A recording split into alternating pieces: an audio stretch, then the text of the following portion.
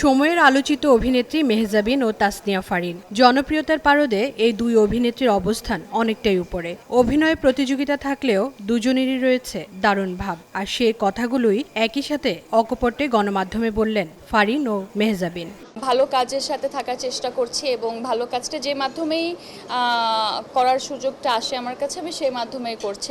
বছরের বেশিরভাগ সময় শুটিংয়ে ব্যস্ত থাকলেও লাইট ক্যামেরা অ্যাকশনে ফাঁকি দিয়ে সময় পেলে কেনাকাটার পাশাপাশি ঘুরতে বের হন দুজনেই। আবার পছন্দ অপছন্দের বিষয়েও দুজনের রয়েছে দারুণ মিল।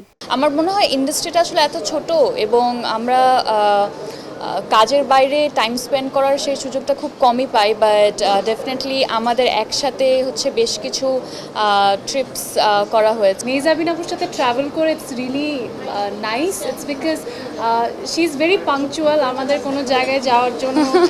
I am also kind of the same, so আমাদের মাইন্ডসেটটা অনেক সিমিলার। সম্প্রতি ব্যতিক্রমী এক উদ্যোগে একই মঞ্চে দেখা গেল দুজনকে।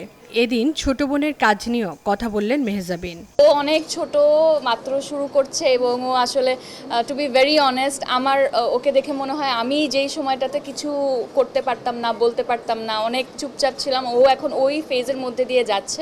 ফারিন মেহজাবিন দুজনেই জানালেন আগামীর ব্যস্ততার কথাও।